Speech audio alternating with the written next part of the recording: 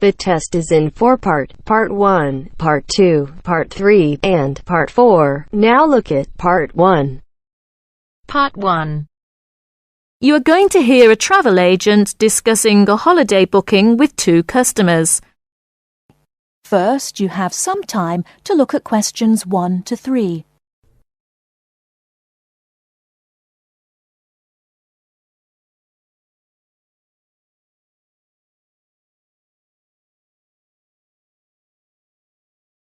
Now we shall begin. You should answer the questions as you listen, because you will not hear the recording a second time. Listen carefully and answer questions 1 to 3.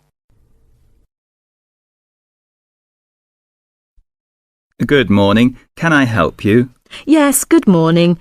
We'd like to book a holiday for July, please. Certainly. Where did you have in mind? Oh, well, we haven't thought a lot about it, really. We'd just like to go somewhere hot, and it must be in July. I see.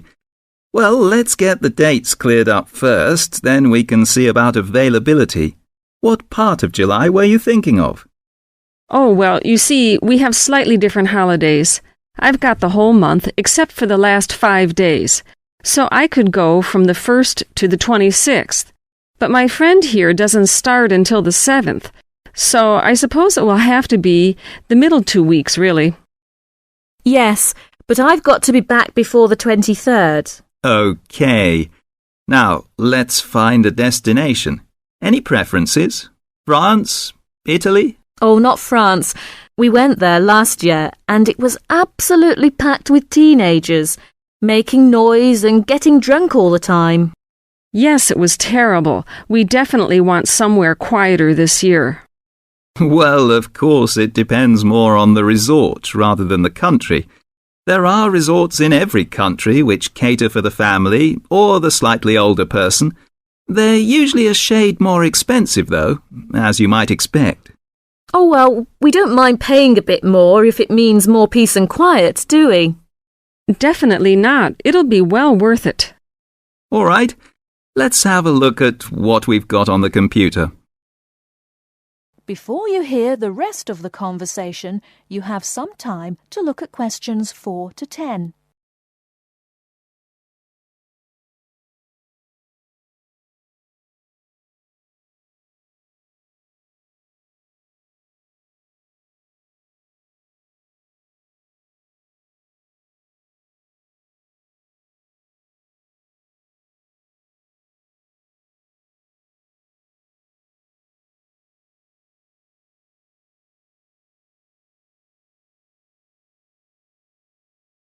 Now listen and answer questions 4 to 10.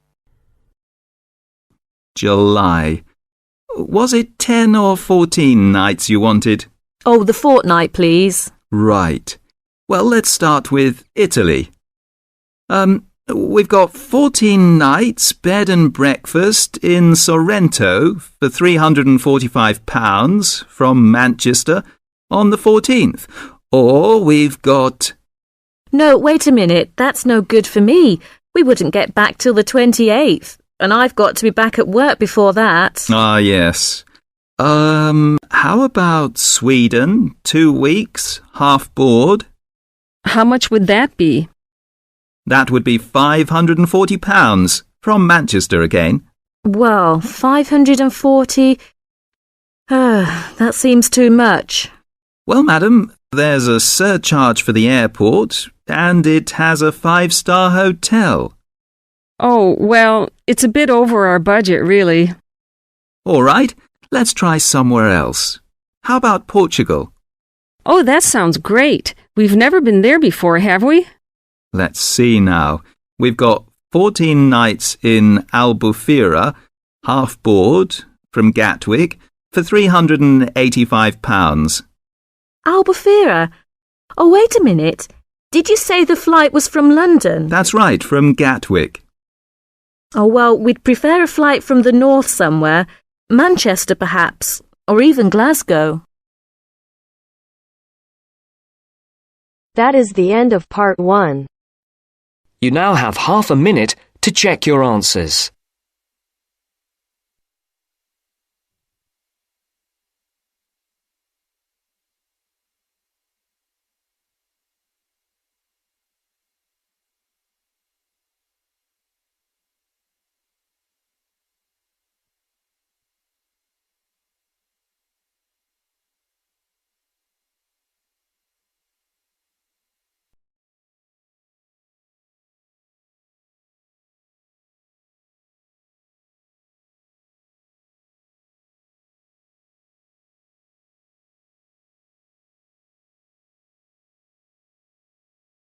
Now turns to Part 2. Part 2. Mr. Jackson, who feels that he is physically unfit, is consulting with his doctor about his health condition. First, look at questions 11 to 14.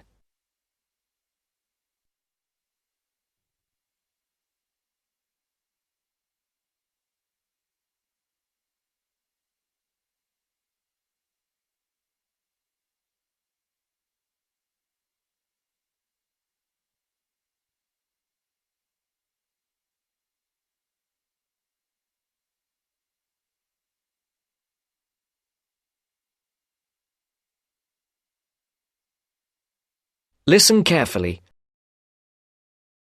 Well, Mr. Jackson, the first and important thing I have to tell you is that there is really nothing seriously wrong with you. Physically, that is. My very thorough re-examination and the analyst's report show that basically you are very fit. Yes, very fit. So, why is it, Doctor, that I'm always so nervy, tense, ready to jump on anybody?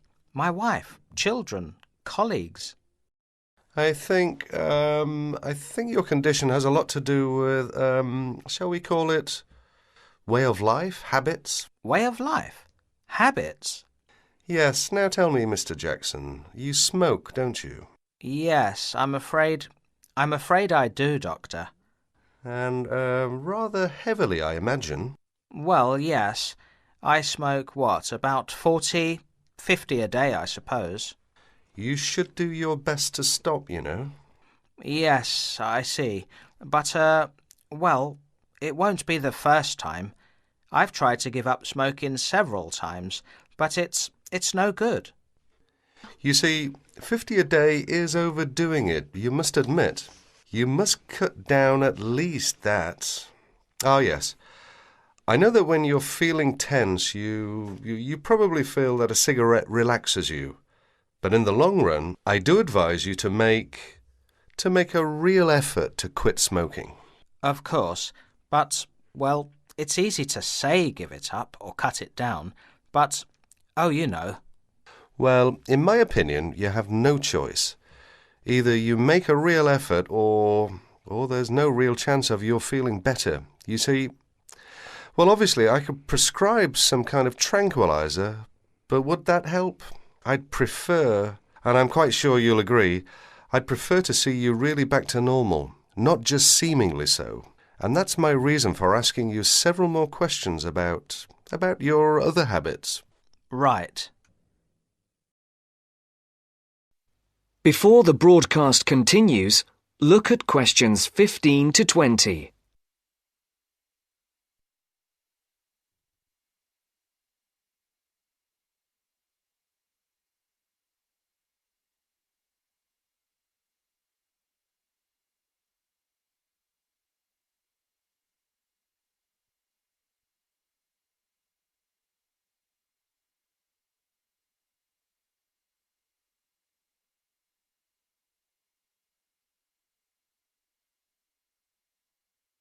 You will now listen to the second part of the talk.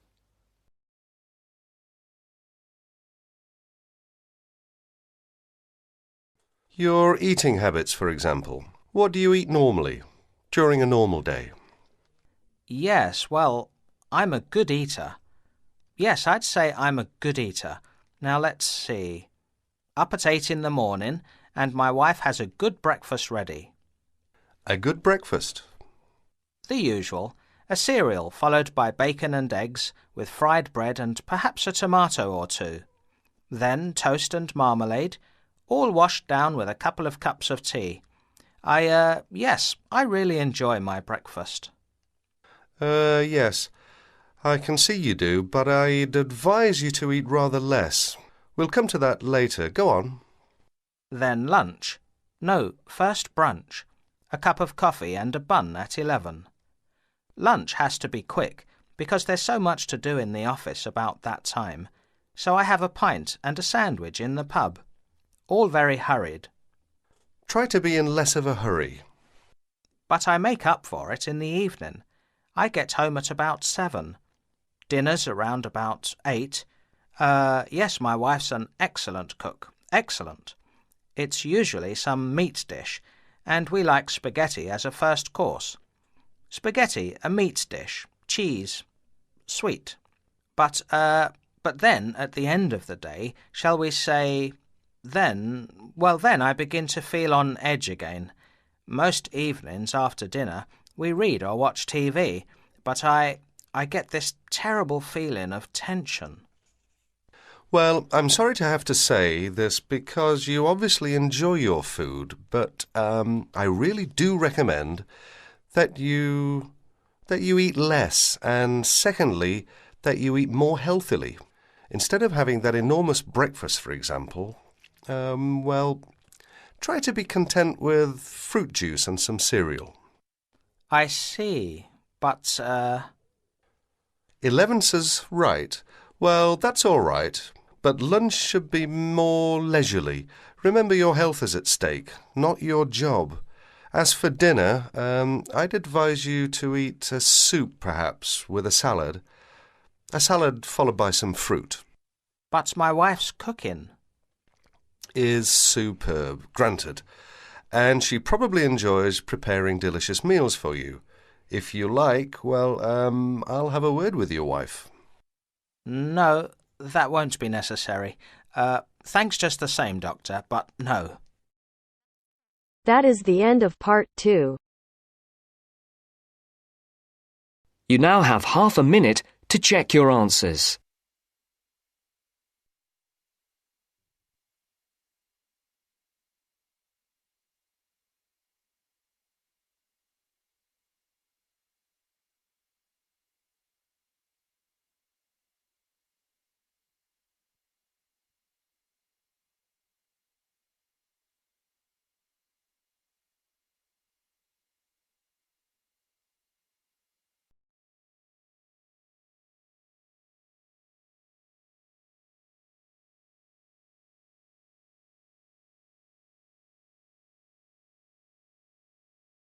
Now turns to part 3. Part 3. You will hear a female and a male student talking about the mock exams that they have just taken. First, you have some time to look at questions 21 to 25.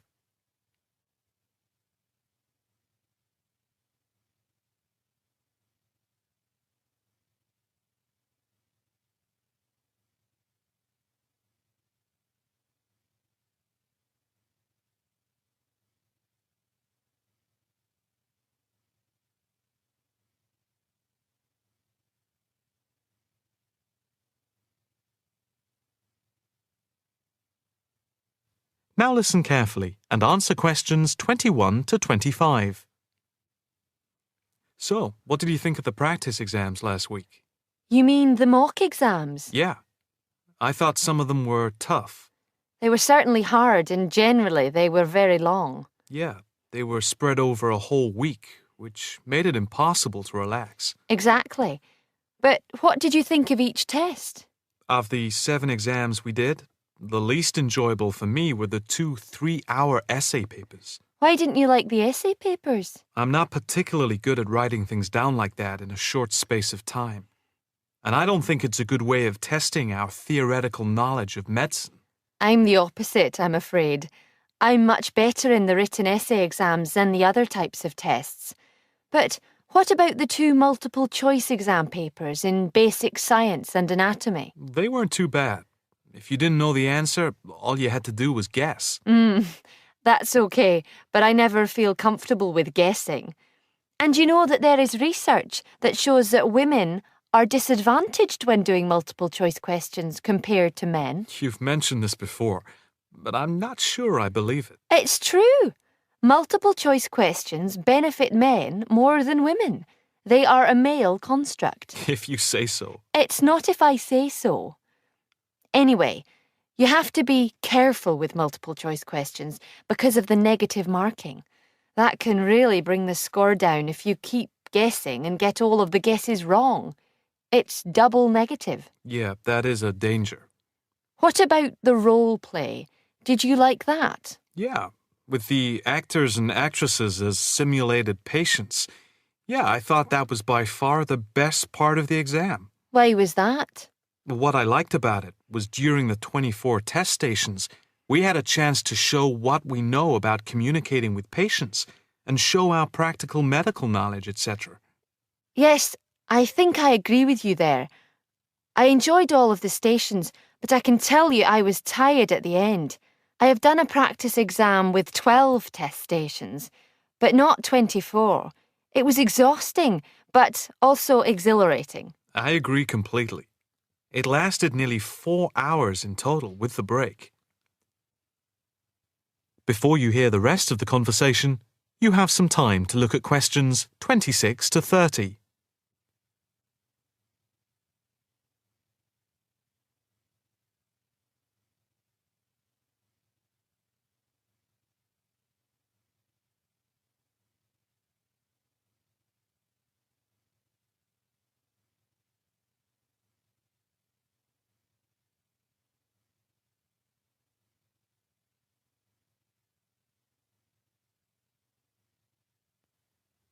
Now listen carefully and answer questions 26 to 30. What did you think of the other two exams? The two problem-solving tests? I didn't think I was going to handle them very well, but in the end, I think they went better than I thought they would. What I liked most was the test where we had to work in groups of 4, and to solve a problem, we had to prioritise actions. That was very interesting. I'm not sure I did very well in that, though. Did you feel comfortable being in a group of 4 and having 4 examiners watching you as you discussed the problem? We did practice it several times before. You learn to forget that someone is watching you. But some people are better at speaking in group situations like that, and they get the best marks. The test doesn't just assess whether people can talk a lot. It's about showing you can listen, organise your thoughts, and then show you can be part of a team, allowing other people to speak. Well, we'll have to see how it goes. When do the results of the mocks come out? They said next week, and then it's the finals 2 weeks later. Yeah, we've got that to look forward to. What is the policy on resits? Why? Are you planning to fail? No, but, well, you know what I mean. The resits are held in September, and if there is any problem after that, it goes to appeal. We'll just have to make sure we don't fail any part of the whole examination. I certainly wouldn't want to do any of it again. Me neither. It's hard when you are not allowed to fail any of the exams. I bet they don't have that policy in any other subject. Probably not.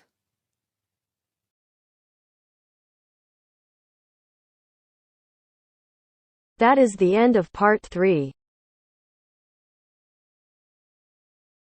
You now have half a minute to check your answers.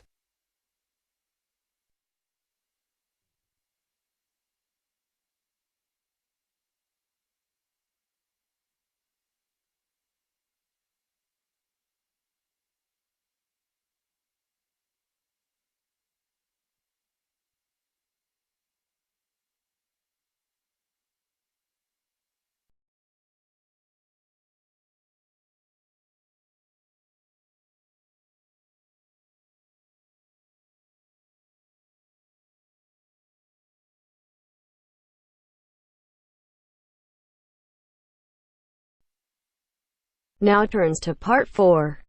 Part 4. You are going to hear a talk about the English policeman. As you listen, complete the notes below. First, you have some time to look at questions 31 to 40.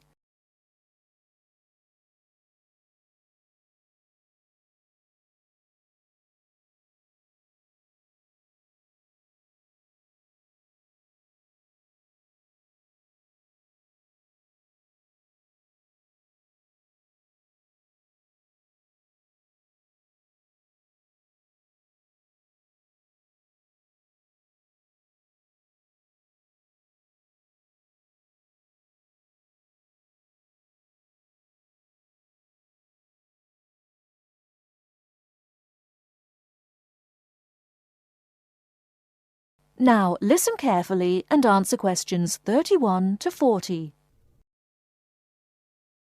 The English policeman has several nicknames, but the most frequently used are Copper and Bobby.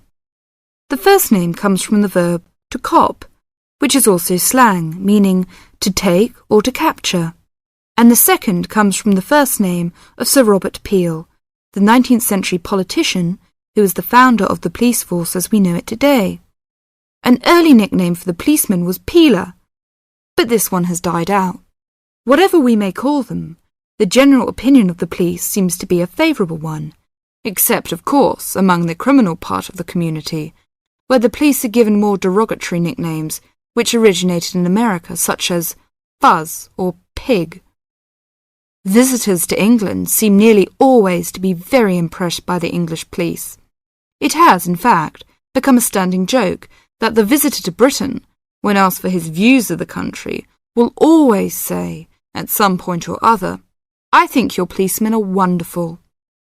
Well, the British Bobby may not always be wonderful, but he is usually a very friendly and helpful sort of character.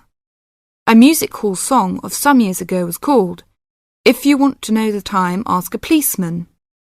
Nowadays, most people own watches, but they still seem to find plenty of other questions to ask the policeman. In London, the policemen spend so much of their time directing visitors about the city that one wonders how they ever find time to do anything else.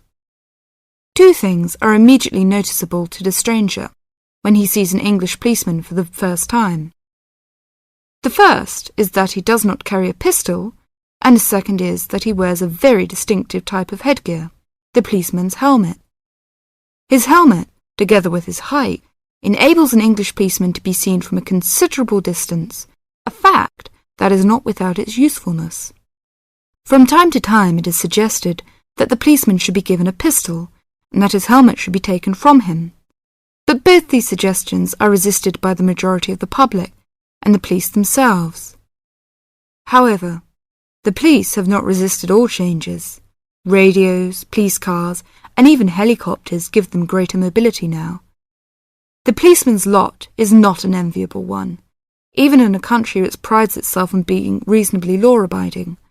But, on the whole, the English policeman fulfills his often thankless task with courtesy and good humour, and with an understanding of the fundamental fact that the police are the country's servants, and not its masters. That is the end of part 4. You now have half a minute to check your answers.